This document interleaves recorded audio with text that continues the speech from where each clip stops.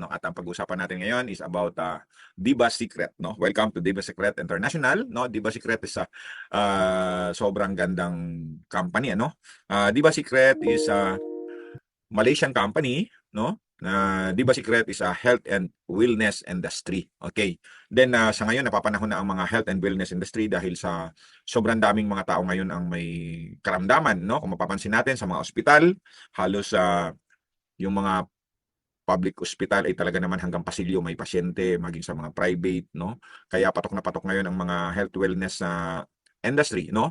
That's why sobrang dumami ngayon lumabas ng mga healthcare, no? Dahil sa sobrang dami ng mga taong nagkakaroon ng karamdaman. Lalong-lalo yung mga may diabetes, may mga hypertension, mga heart problem, no? Mga asthma, sobrang dami yung mga daming mga taong may karamdaman ngayon. At ang problema, once na tayo nagkaroon ng karamdaman, kahit gaano karami ng pera mong uubusin yan, no? Dahil pag lumapit ka sa mga hospital, lumapit ka sa mga doktor, talaga naman, no? Wala na, hindi ka na pwedeng tumanggi kung ano sabihin nila, no? Kung ano sabihin nila, ganito, ganyan, ganyan, sunod ko na lang ng sunod.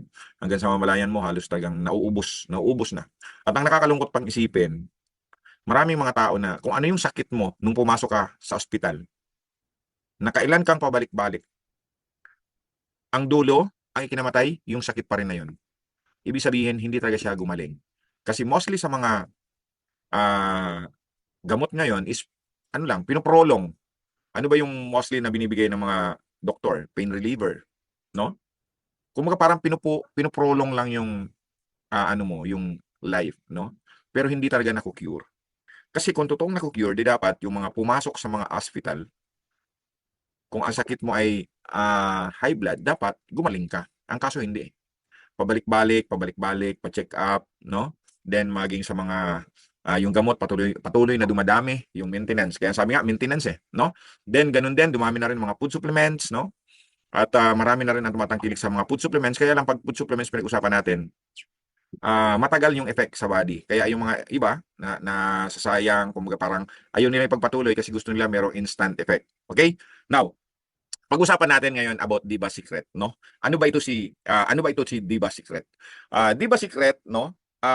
Isa siya sa mga product na kung saan ay napaka importante ngayon, yung tinatawag na stem cell, no? Pag pinag-usapan natin stem cell sa market, no? Ang alam ng marami ay sa mahal, no? Mahal. Kaya ayaw nila ng stem cell dahil daw mahal. The good news is, Diba Secret stem cell is affordable, no? Only 1,750 per pack, per box na naglalaman ng 11 sachet na tag 3,000 milligrams ang bawat isang sachet. Ganun siya kamura, no? Ganun siya kamura. At marami pong gumamit nito na sa kunting ano pa lang, mga ilang sachet pa lang is nakakaramdam na agad sila ng ginhawa, no? Meron nga po dito nag-testimony, nagda-dialysis, 2 box lang yung naubos, na-stop na yung pagpapadialysis niya. Okay, mamaya pag-usapan natin bakit. Okay? Bakit? Okay, una, yung healthy body, nagsisimula po yan sa tinatawag na healthy cells, no? If the cell is healthy, the tissue is healthy.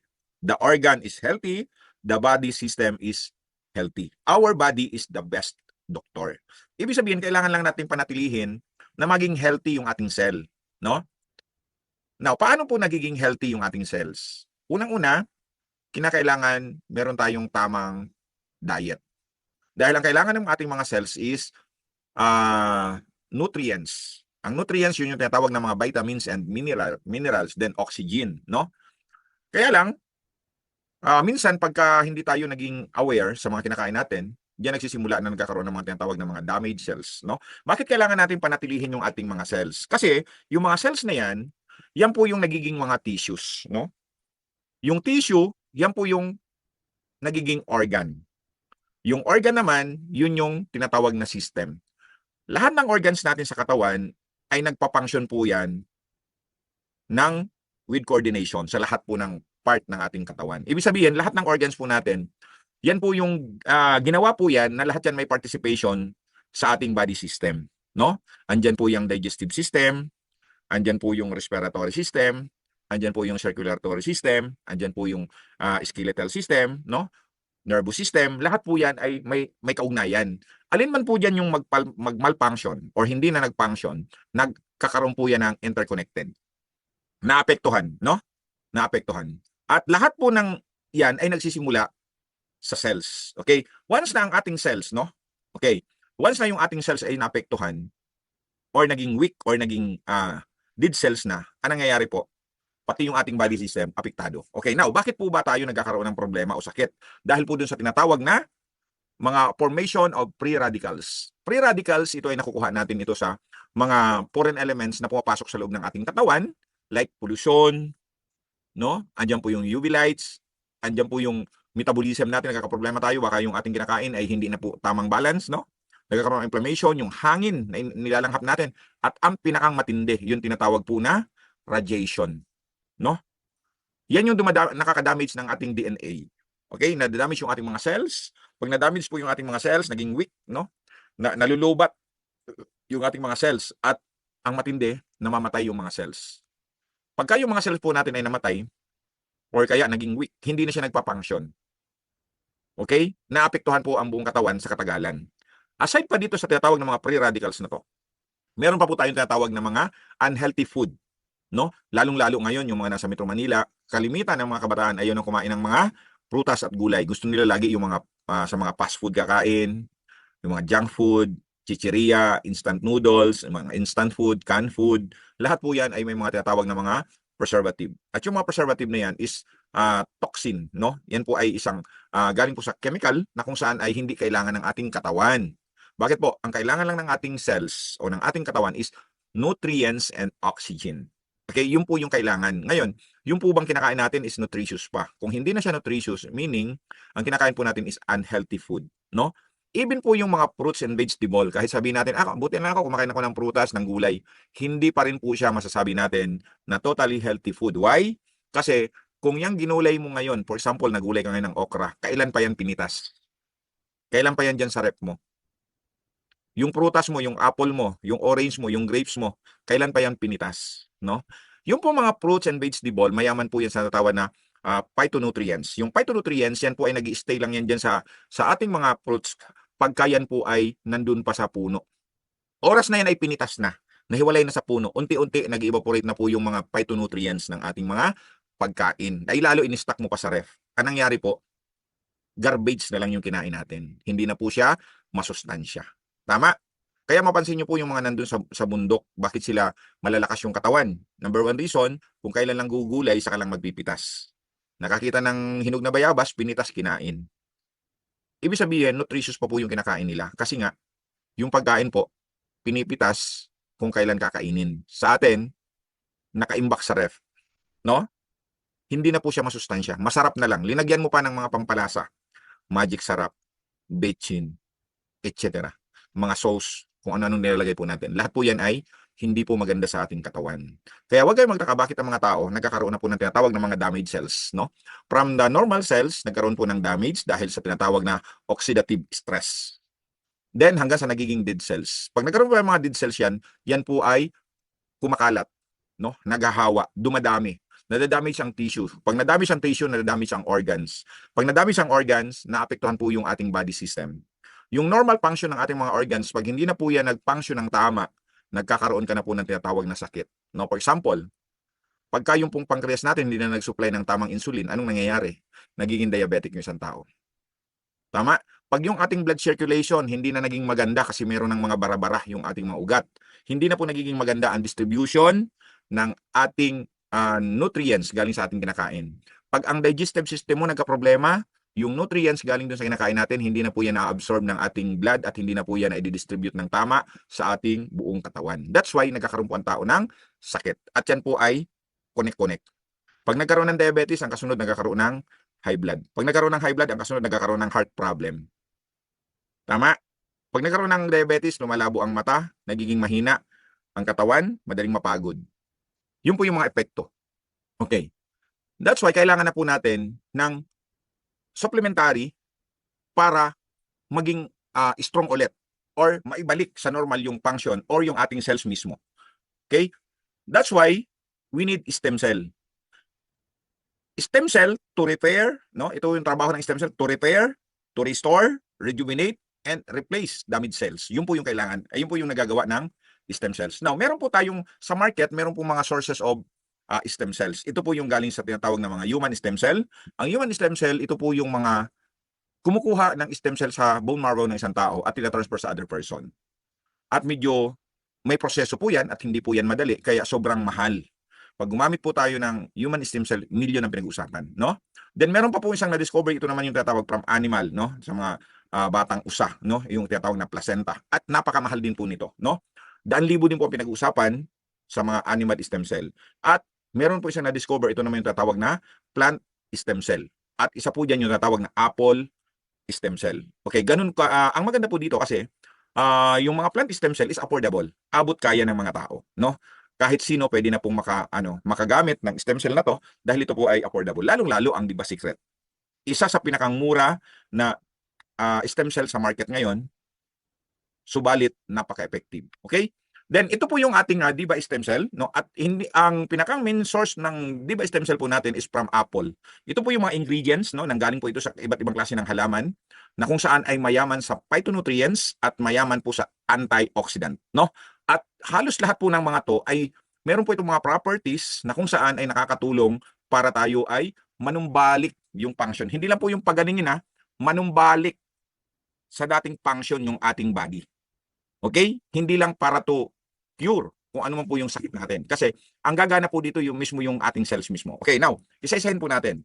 Yung apple stem cell, ito po yung tinatawag na source of stem cell from the plant, no? Yung apple, ito po ay na-discover na kung saan meron po siyang property, no, to repair yung ating mga damage, yung mga damage nating mga tissues, no?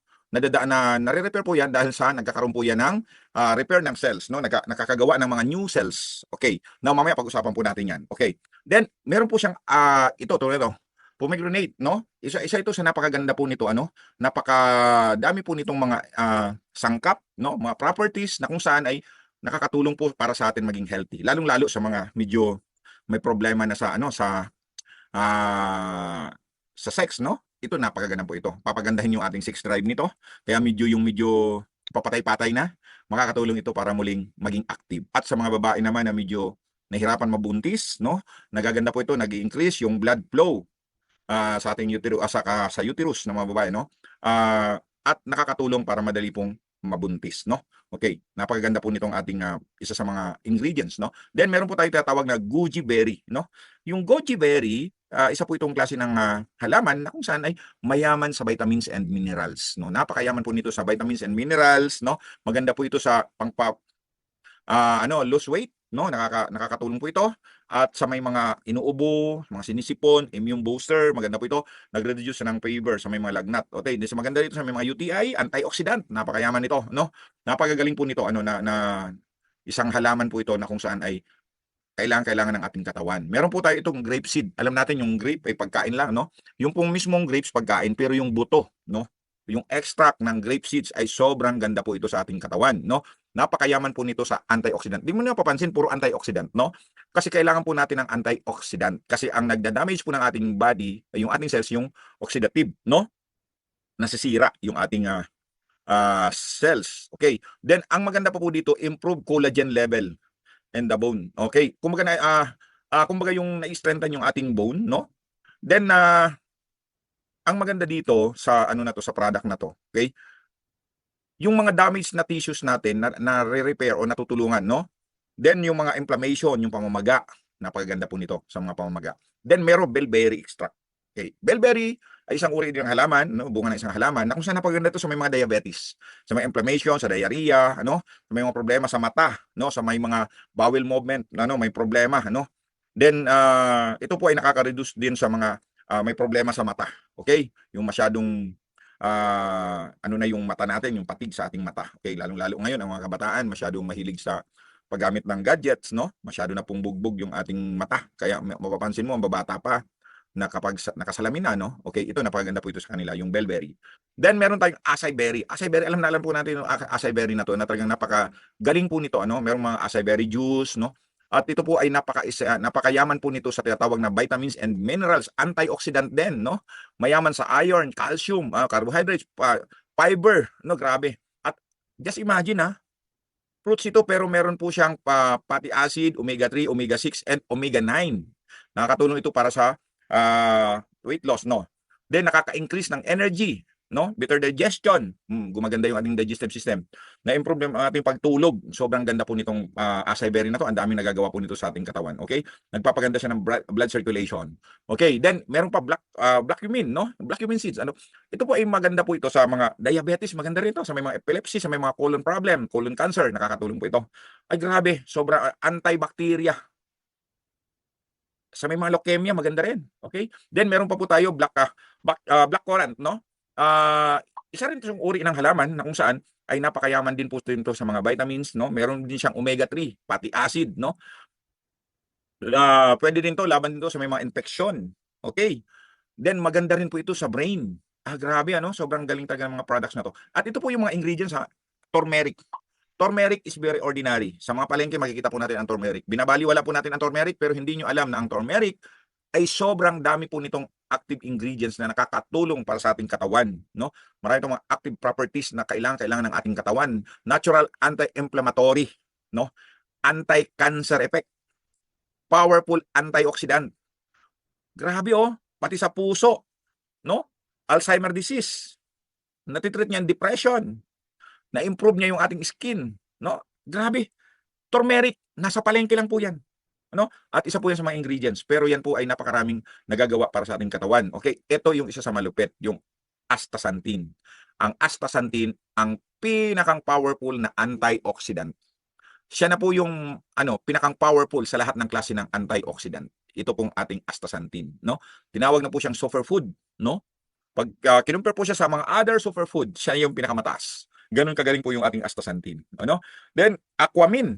Ay grabe. Aquamin is a biocalcium and magnesium. Importante po ang magnesium sa ating katawan at meron po siyang tinatawag na 74 trace minerals, no? Grabe, sobrang ganda po nitong aquamin. Then meron po tayong Boswellia serrata. Maganda ito sa digestive system, no? Maganda po ito sa mga joints, no? Maganda po ito sa lungs. Then sa mental health at sa puso. Sobrang galing po nitong product na to. Then tiger milk mushroom. Okay, sobrang ganda rin po nito.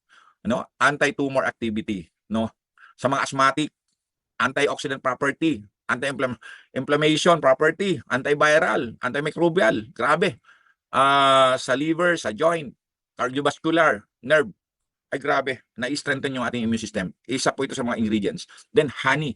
Honey, alam natin, or ordinary lang po ito, di natin alam, napakaraming properties po nito na kung saan ay maganda sa ating kalusugan, lalong-lalo yung enzymes, no? Na-improve niya yung digestion. Marami siyang minerals, anti-cancer. Ay grabe, no? Nabubus yung ating energy, anti-aging. Grabe, ang dami pong nagagawa nito. Then, probiotic, no?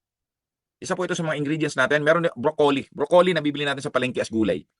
Di natin alam na binili natin gulay, prevent cancer, improves metabolism, no? Reduce constipation. Grabe, pati sa puso. Napiprevent niya ang osteoporosis. Nakokontrol yung blood sugar. Improves vision.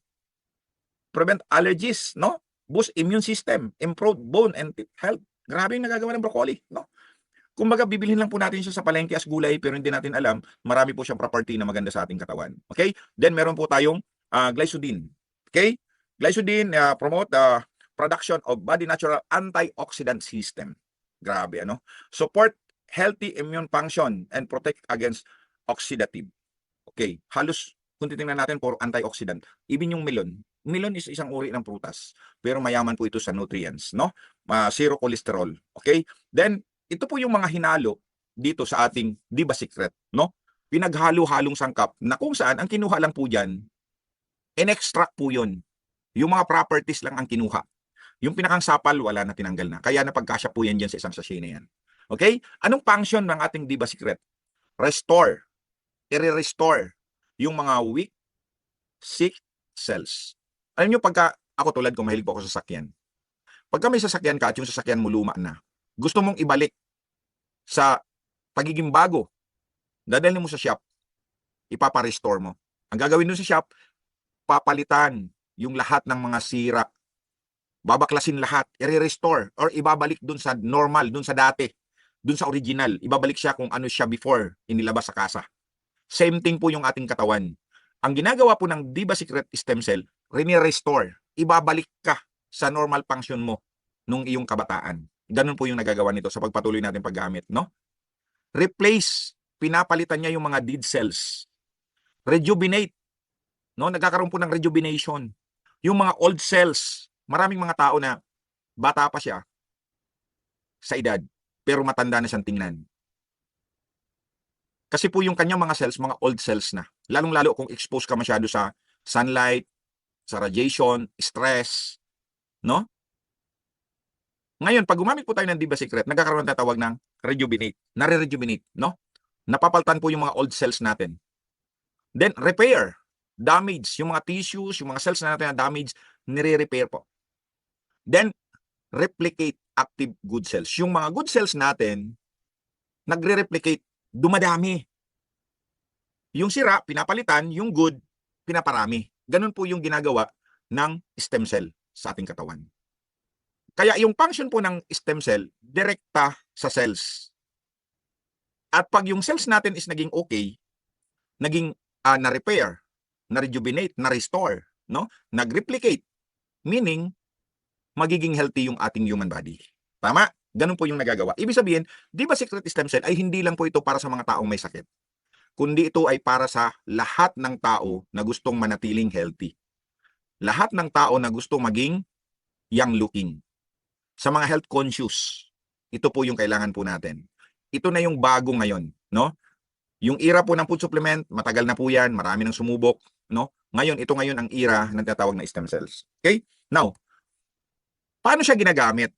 Inilalagay po yan sa ilalim ng dila, no? Ibubudbud mo yan dahil yan po ay powder. Ibubudbud mo yan sa ilalim ng dila kasi po pag sa ilalim ng dila mo yan tinunaw, mabilis yan na na-absorb ng ating blood. Kasi marami pong nakakonect dyan ng mga maliliit na ugat na kung saan na-absorb po yan agad ng ating dugo at na-distribute yan ng mabilis sa buong katawan po natin. At kung ano po yung mga sira, mga damage, mabilis po siyang na-address. That's why mabilis ang effect ng Diba Secret sa ating katawan. Okay, ganun po ang ginagawa dyan, no? Sa ilalim dapat, hayaan mo po yan na matunaw dyan sa ilalim ng dila mo, tapos uminom ka ng maraming tubig. Yung isang sachet, pag binuksan mo na po yan, hindi na po yan pwede kinaumagahan. Dapat sa araw na yan, ubusin mo din po siya. Okay, pero wag mo naman iubos sa isang budbud yan kasi po, mapupuno po yung ilalim ng dila mo. Unti-unti lang, no? Hanggang sa maubos mo po yan. Okay? Then, pag tayo po ay patuloy na gumagamit ng Diba Stem Cell, para na po nating nakakain yung mga needs ng ating katawan everyday, yung tatawag na daily recommended allowance, no? Kasi kumpleto na po ito eh. Just imagine, even fatty acid meron, no? Kumpleto na po yung ating Diba Secret. Okay? Ngayon, alam ko po na siguro kung may nakakagawa man ito, na nasusunod po yung ating daily recommended allowance na pagkain everyday, siguro kukunti lang, no? Kasi po, siyempre lagi tayong nakadepende sa budget. Tama? Pero pag gumamit po tayo ng Diba Secret Stem Cell, nagagamit na po natin to, na-enjoy na po natin yung ating needs ng ating katawan sa everyday life natin. Okay? Then, once na yung ating human body is naging healthy, yung mga organs natin naging healthy. Kasi pag patuloy po tayong gumagamit ng Diba Stem Cells, magkakaroon tayo ng bagong lungs, bagong liver, bagong intestine, no? Yung pancreas natin, yung kidney natin, no? Mapapaltan po yan lahat ng bago. Ibig sabihin, pag lahat po yan ay naging okay na, hindi ka na magkakasakit maliban lang kung maaksidente ka. No? Yun po yung nagagawa sa patuloy na paggamit ng Diba Stem Cells. Kasi lagi po natin tatandaan, kung bakit tayo nagkakasakit, yun po ay galing sa labas na ipinasok natin sa ating katawan na nakasira ng ating cells, ng ating tissues, ng ating organs. Kaya ang kailangan, reverse. Ayusin yung nasira, ibalik sa dating function, at mag-replicate yung mga good cells. Ibig sabihin, magiging healthy ka. At pag naging healthy po tayo, hindi ka magkakasakit. Bakit? Yung lahat ng organs na yan, nagtatrabaho po yan para tayo ay protektahan sa anumang pong klase ng karamdaman. For example, yung ating liver, no? Anong trabaho ba niyan? Ay di ba, tulungan tayo para linisin kung ano po yung mga dumi. Yung lungs natin para protektahan tayo sa anumang pong nilalanghap natin ng mga marurumi. Yung digestive system natin para makuha yung mga nutrients galing sa kinakain natin. Lahat po yan may nagagawa sa ating katawan para tayo manatiling healthy. Kung sila at yung mga yan ay nagpapangsyon ng normal. Para magpangsyon ng normal, dapat ma-restore. At yun po yung nagagawa ng Diba Stem Cell. Okay? At syempre, kung healthy yung ating organs, kahit tayo ay may edad na, healthy pa rin. At yung tumatanda lang sa atin yung edad. Yung numbers. Pero yung ating body function, ganun pa rin. Normal pa rin. Okay? Now, That's why, choose life, choice diba, the secret of great health and massive wealth. Bakit wealth? Kasi po, meron pa po itong business side dun sa mga gusto ng business side. Then sa ibang presentation, yun po yung pag-uusapan natin about wealth naman, kung gusto mong pagkakita.